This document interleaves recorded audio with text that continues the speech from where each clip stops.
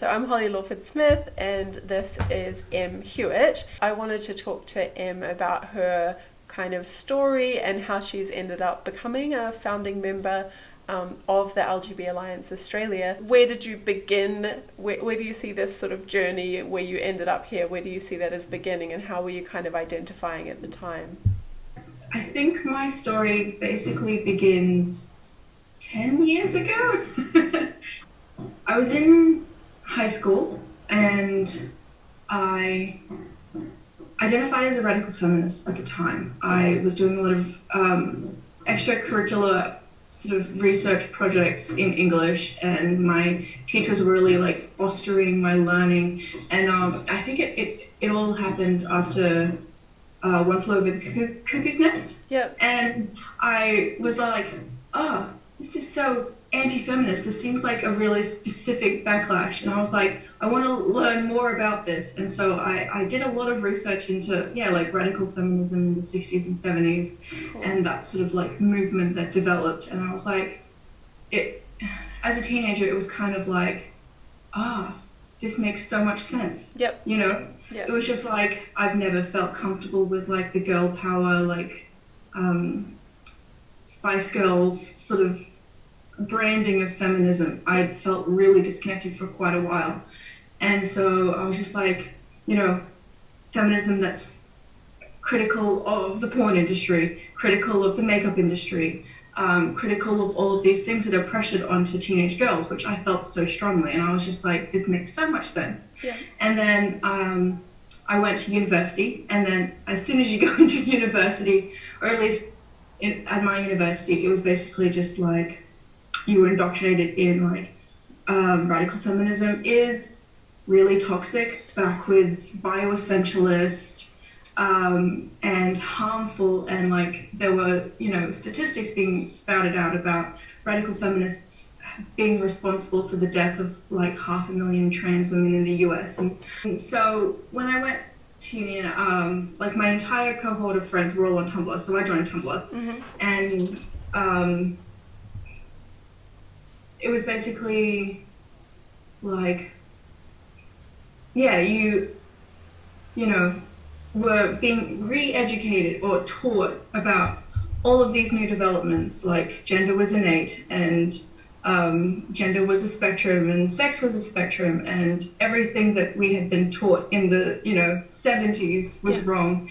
And anyone who was still clinging to these like beliefs were just deliberately hateful and bigoted. And Do you remember if you found that like intellectually plausible at the time, or if there was like something appealing in it, or do you remember it more being a social thing where it was like people were being so shamed for hanging on to these second wave beliefs or not conforming to the new stuff that you end up kind of going along with it? Like, do you remember which of those?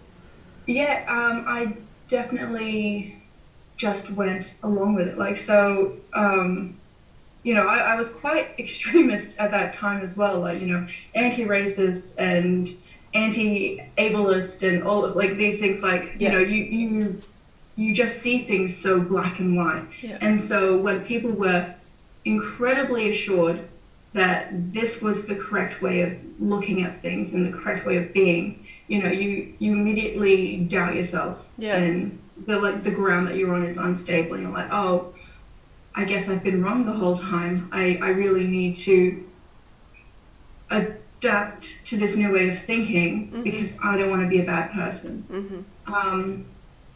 And like I remember having sort of all of these internal monologues of just being like, or like, I don't know, like internal reflective times, and just being like, okay, yes, like I know for me, I was, raised by my mum, who allowed me to play with any toys I wanted, dress however I wanted. I dressed myself most of the time, like from like really young. And I was just like, there was never any pressure on me to conform to anything.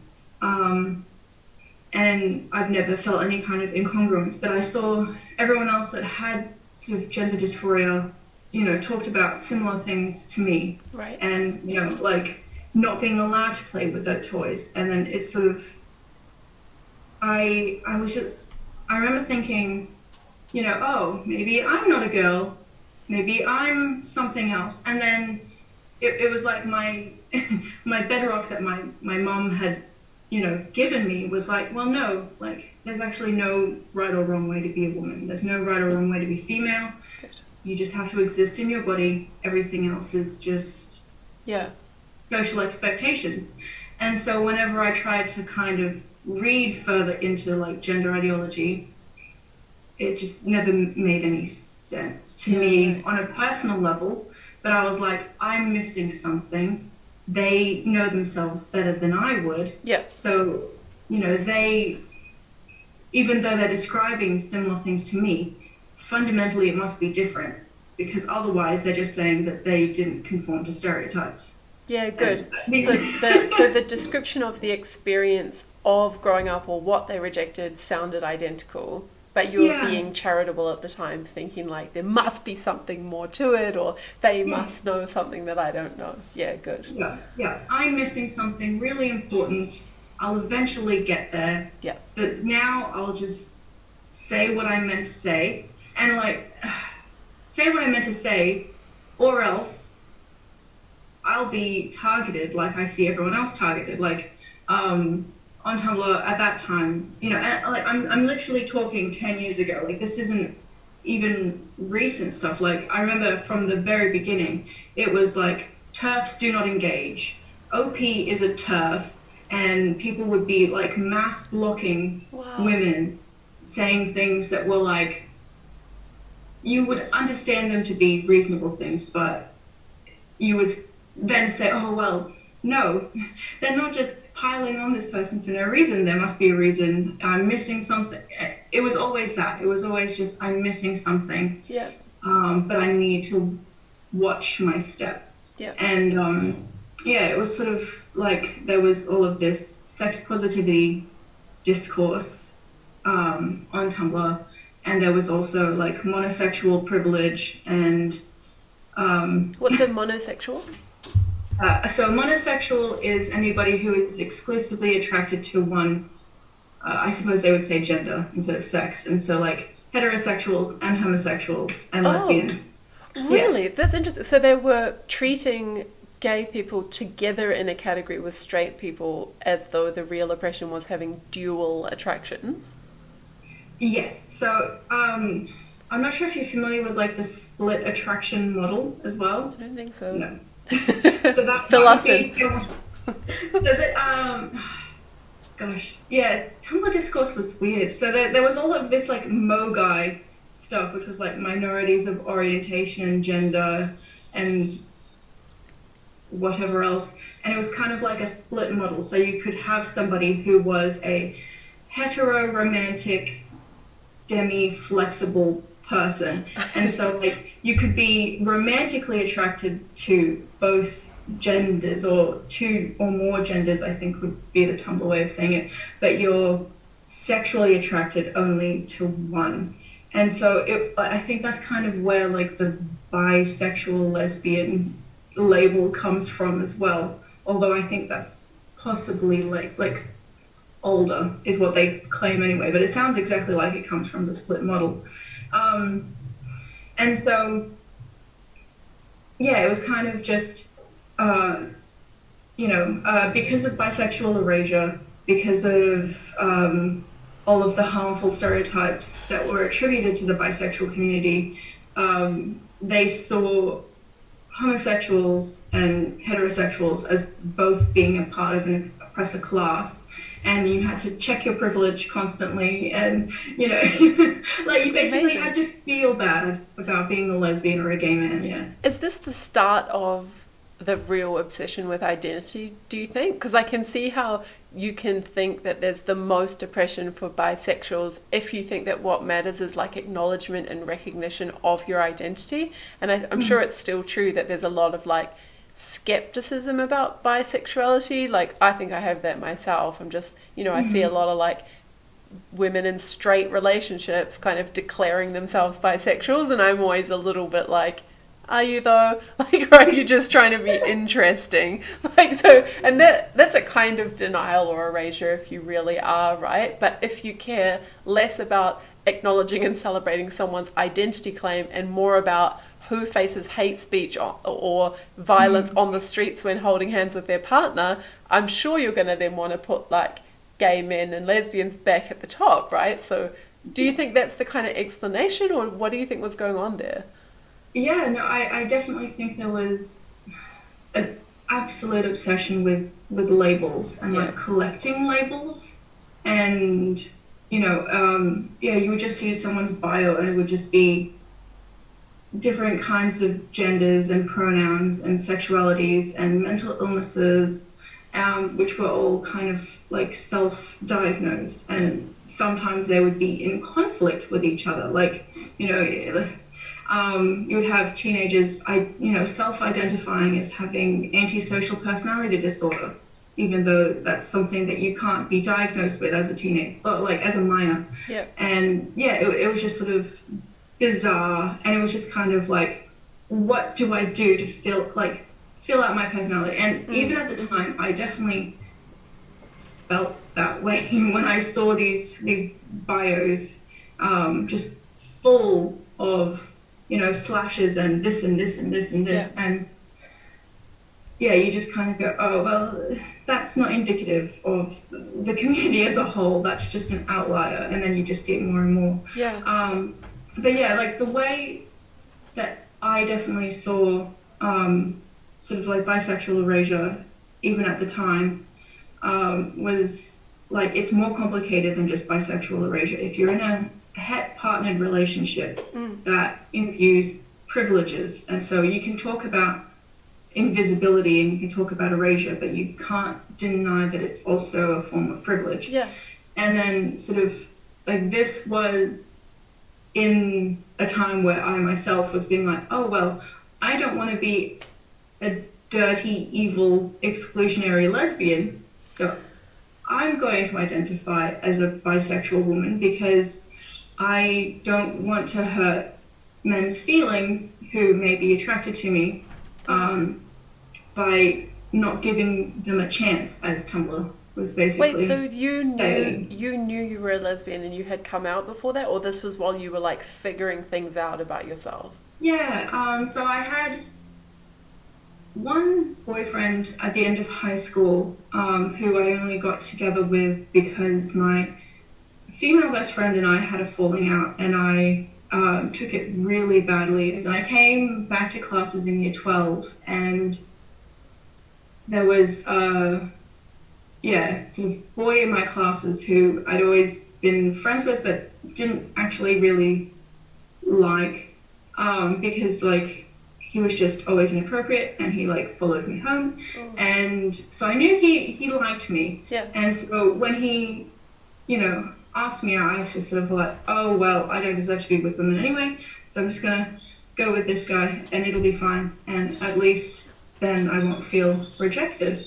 And then it was like at the end of year 12, so we dated for year 12, and then it was at the end of year 12, and he started dropping hints that his parents got married right after high school, and so I just immediately broke up with him, and I was like, nope, no, sorry, goodbye.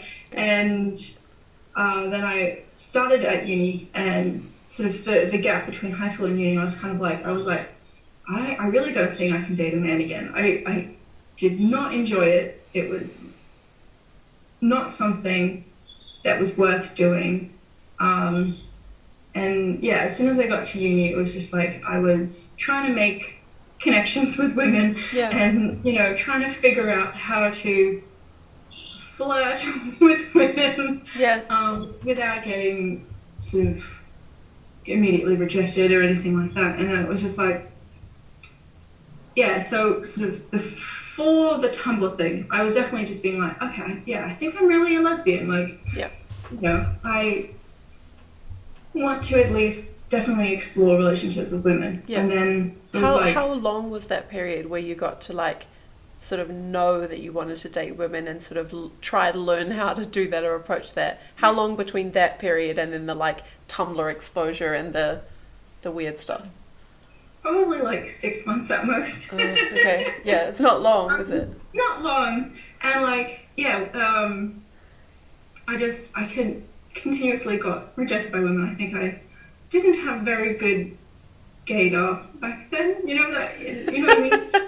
I sort of think good for you though, right? Because there's something like kind of great just about like trying your luck and just being like Yeah. cheerful about it rather than like, oh, probably everyone's straight, like I just won't try, like that's great, I think. And then yeah, as soon as sort of like Tumblr happened and I kind of started internalizing all of the discourse and yeah, basically being like, you shouldn't just exclude an entire class of people from your sexuality. Like you need to give people more of a chance. And so I was still like, oh yeah, that makes sense. The guy from high school, he was a bit crap, but I can't just swear off all men, right? And I was still pursuing women, and I was still, like attracted to women, and I would start,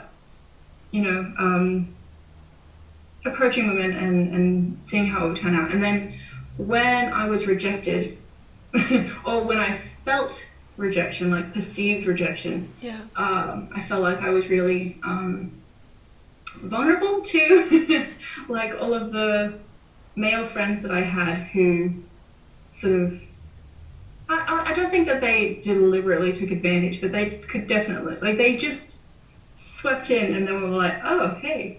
And so I dated another 2 men at university, and then the second boyfriend I had at university was like very gender non-conforming. So he had a very sort of effeminate face. He had soft features. Yeah. He dressed quite goth, and I was like, yeah, this is fine. Like, but like as soon as we got together, I was just kind of like, this is the last time I can do this.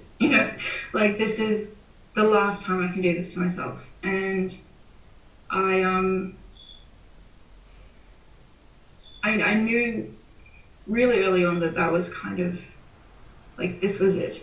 But then he never really gave me like a reason to break up with him, if that makes sense. Yeah. And so we ended up dating for over 3 years. And towards the end of the relationship, I was getting drunk, like, very often. And then, like, I would wake up in the morning and I would see just, like, posts on Tumblr that I didn't even remember that I made. But it was just like, oh my god, this woman is so attractive, I could kiss her on. And, like, waking up to just, like, thirsty tweets, like, thirsty posts. And just thinking, like, oh my. Yeah. And sort of, yeah, we grew really distant, and I, had a crush on a woman at work. I cheated on him with her. Yep. And then I sort of decided, like, okay, I need to break up with him, even if he's a perfectly reasonable man. And, Totally. Yeah. Like, I can't do this anymore. And then he came out of the trans woman. at that time? Like, before you'd broken up with him? Yeah. Like, while I was, like, mentally preparing to break up with him, and then he said that he was a trans woman. This is fucked. So then you can't even use the excuse, I'm really a lesbian. Yeah. Because my entire friendship group was trans women and women. I was like, trans women and women. I was saying, all the time, trans women and women, trans women are real women. So then you'd have to tell him you just actually don't like him, which is harder. Yeah. So what? So it was kind of like, I was still in that mindset of like, oh, well, okay, yeah, like, trans women are women. Maybe this explains everything of why I've been so unhappy, why I've been like... Wait, how?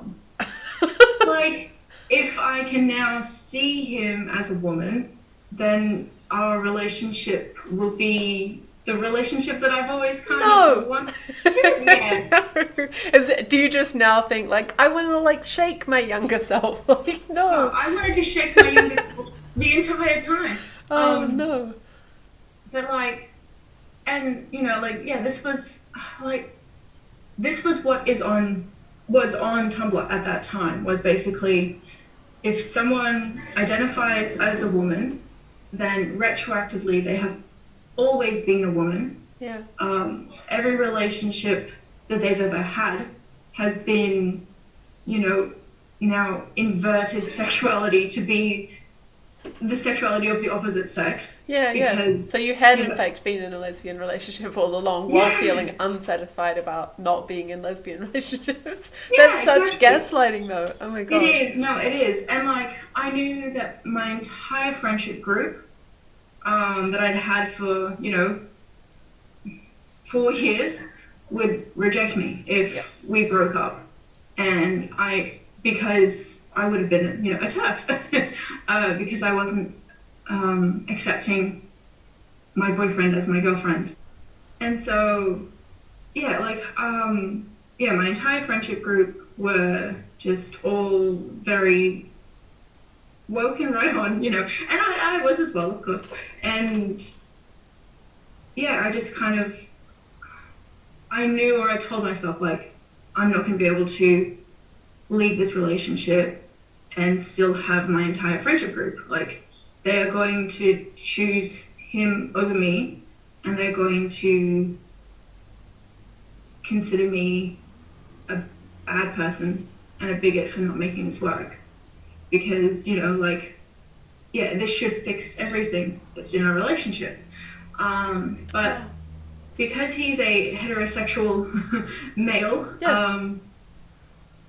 his entire transition was due to porn and like a developing like sissification kink and all of this stuff. And so, you know, from the outset, you know, he was quite effeminate, and you know, he wore like long flowing cloaks and black nail polish and stuff. But in the relationship, like, his entire transition was motivated by like a lesbian fetish. Yeah.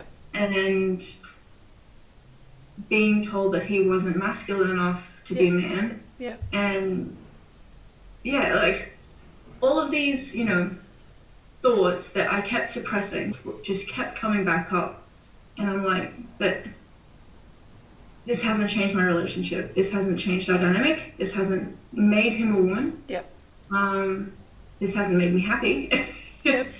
And yeah, it was like 6 months of that, and trying to convince myself that this was the lesbian relationship that I'd wanted all along. And Fucking hell. Like, yeah. yeah, like, no, and it was just, yeah, full gaslighting, but like internalized gaslighting. I was Totally. gaslighting myself. Yeah, but I totally see why, right? If all your friendship circle is depending on that kind of acceptance, if you want to believe it yourself because that's your standards you've internalized of being a good person, if you kind of to some extent love or have a lot of affection for that person because you've been together for years and sort of grown together, to some extent, like, of course that's going to be there's a lot of cognitive dissonance there, right? Because you sort of know it's not right, but you don't want to face that.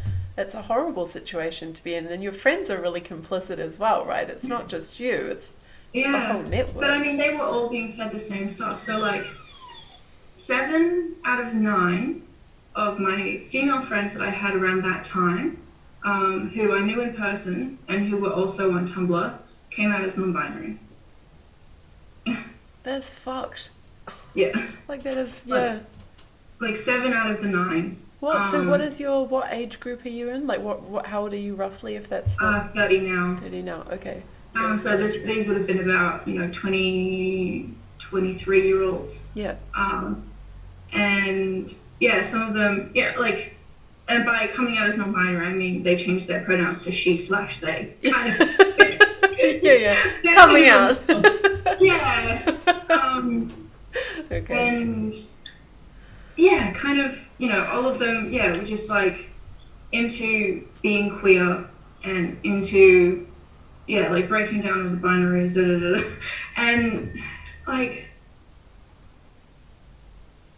even though I really desperately wanted to believe all of this stuff, it just never made any sense to me. And it was like after that breakdown, I did just the breakdown of the relationship. I left the friendship group. I just started again. You've left this partner, you're still in uni, you're confused about exactly how you're identifying, like, when do you get the rad femme reemergence, or like how do you end up in the LGB alliance, which is like breaking away from the T? Like, what's the next part of the story? Yeah.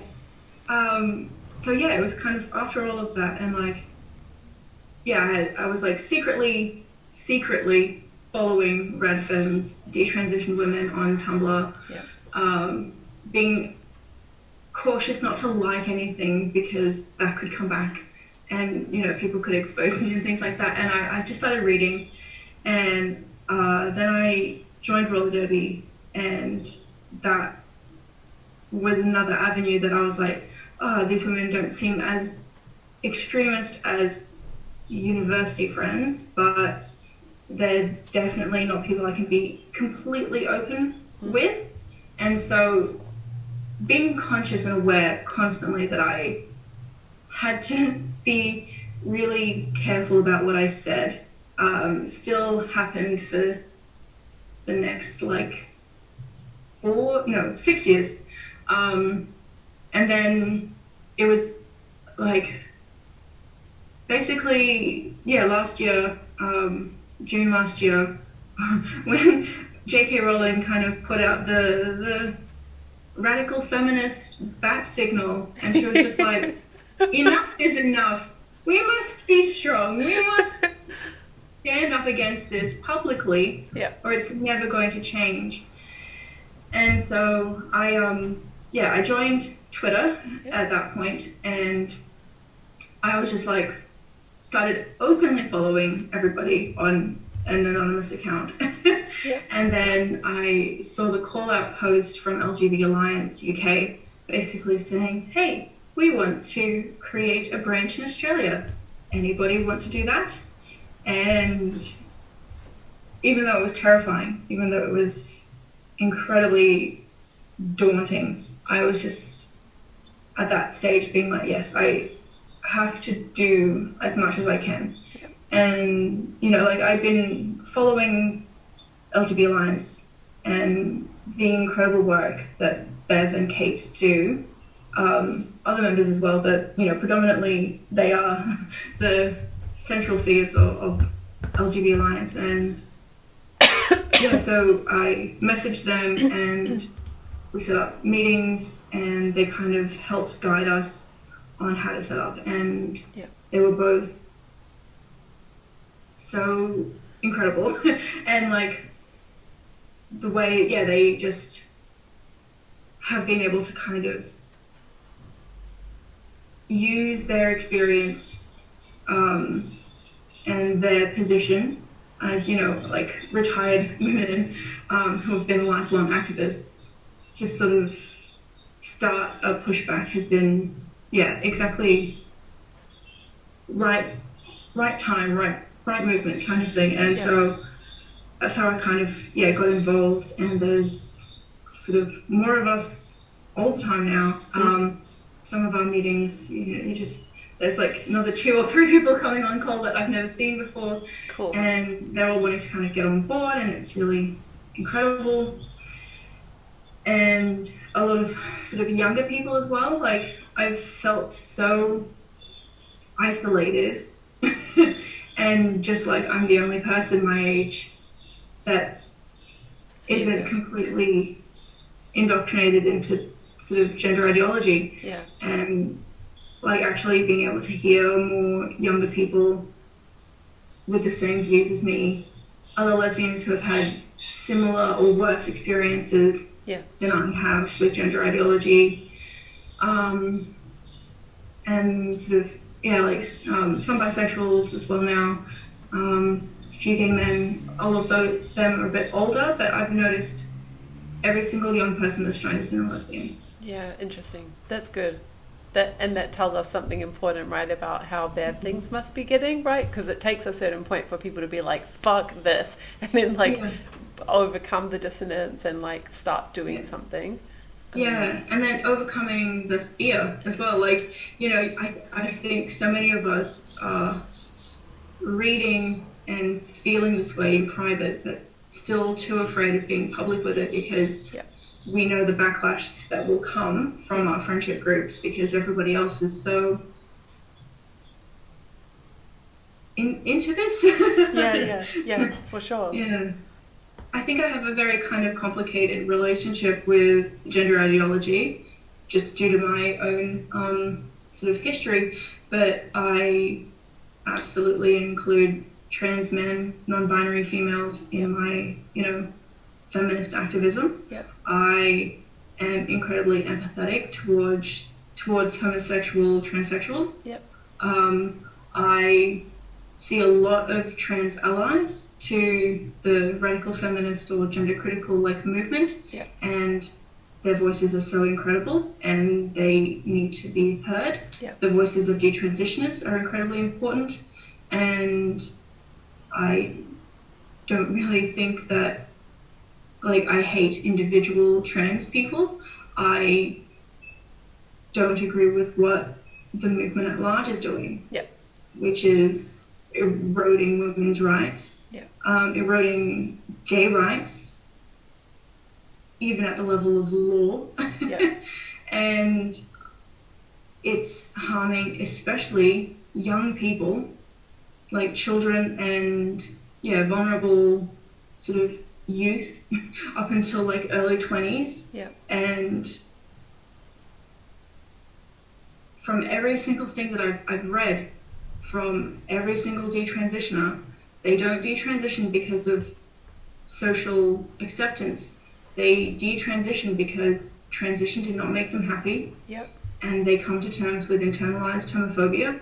They come to terms with mental sort of illnesses like anorexia and post-traumatic stress. And they come to accept that, what they thought was the answer was a form of conversion therapy for them, or was a type of self-harm that they, were able to get under insurance. And, I think if you are in a completely healthy mindset, and you're an adult and you want to transition, I'm not going to be able to stop you. I don't feel like I need to stop everybody, but we need to be able to look critically at a movement that celebrates drastic surgical interventions and medical interventions for people who are being promised a cure-all. I don't know. No, I think you've said exactly the right things. It's bizarre to me that these groups can even be branded half seriously as hate movements, right? The whole impulse is to protect LGB youth, to protect women's rights, to try to find a constructive and civil way to negotiate the conflict of interest, and all of that is just being read as hateful because it sort of denies part of this contemporary ideology around gender. And that's just that, for me, it's just politics and propaganda from their side. Call it hateful and perform in this ludicrous way on Twitter, fine. That's a way to win political points and get people to ignore your enemies. But in terms of what's really going on here, there's just a fundamental conflict of interest that we all need to be talking about how to resolve, right? So I love that these groups are emerging, and it really makes me hopeful what you say about younger people coming in, and I really hope we'll be able to stop some of this and turn some of it around before we end up with just loads and loads of detransitioners in the future, right? That's my main goal, is to have as few transition regretters as possible. Yeah. And to have as few lesbians being led astray into identity politics and cotton sealing and suppressing their own sexuality in order to appease the sexual interests of men. Like, and yeah, I think the worst part about all of this is that our name as LGB or like gay liberation has been co-opted to harm us. Yeah. Like, yeah, and they're only getting as far as they're getting because they're using our name, you know? They're using our good image, and they're using all of the goodwill that we've fostered over decades of honest, hard-working activism. And now, yeah, they've co-opted our movement, rebranded it, centered themselves. Yep. And they're calling, like lesbians and gay men bigots. Yep. And not sleeping with the opposite sex. Yeah, I know. Yeah. I know. It's the most deeply homophobic ideology, and it's so insulting that it's happening under the umbrella of LGBTQI. Like, it's just... Yeah, it's bizarre. It's really kind of... I mean, if I hadn't seen how many things in the last few years had just been, like, absolutely upside down reasoning, then I would be, baffled and outraged by it. But I'm so kind of used to what that ideology has done across feminism and across the left that it's like, yeah, of course. Of course that's what's happening. Like homosexual people are transphobes now. Fine. Because, that's what the whole ideology is doing. It's just turning truths into falsehoods, and people are buying it. I don't know why people are buying it, but yeah. I was thinking about this yesterday, last night, because I think people are buying it because homophobia has not gone away in society, and the majority of people, even though they'll say, "Oh, I'm happy with 2 women to get married. I'm happy for 2 men to live together. That's fine. Doesn't bother me." But I think on some kind of subconscious level, that homophobia is still there, and we haven't really dealt with it.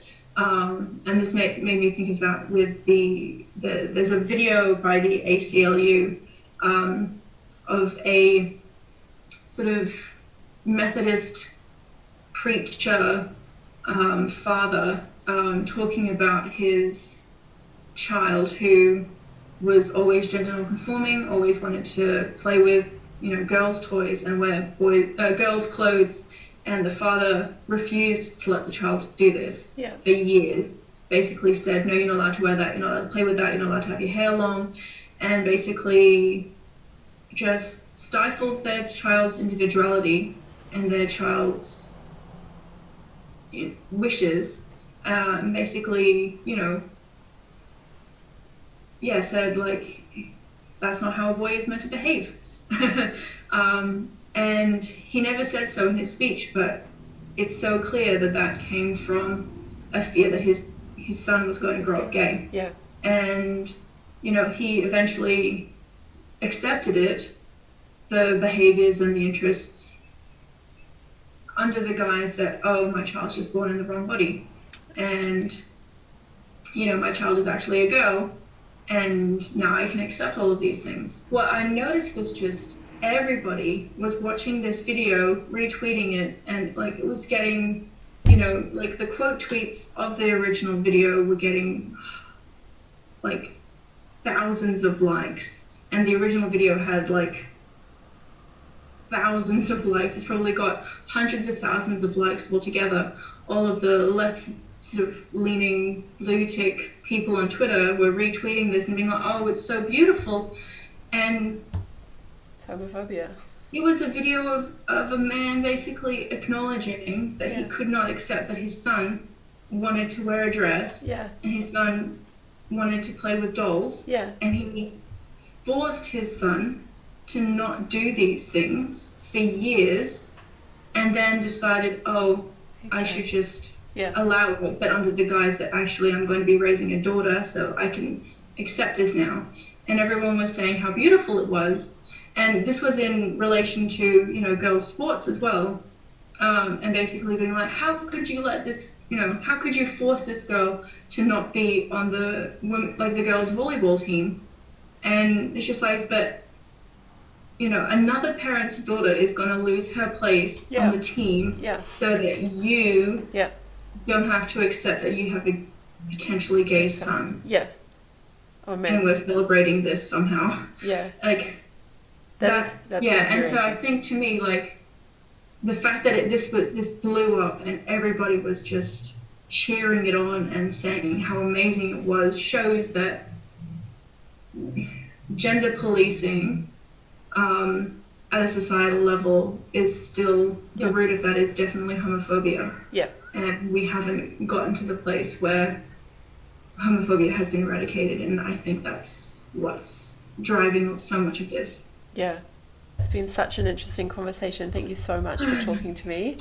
And good luck with all the future work. I'm super happy that this is all happening, and I hope we just get more and more members, and then things turn around in Australia and elsewhere.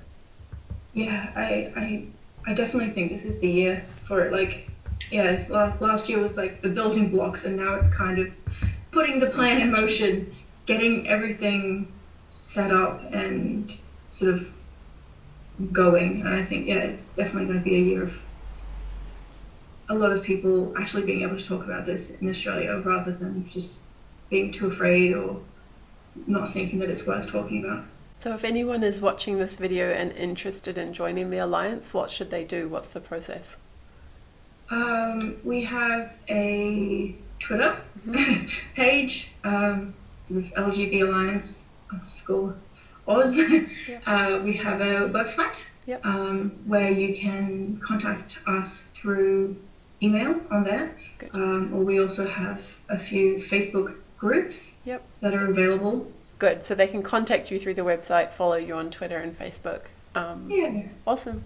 Okay, thanks so much for talking to me.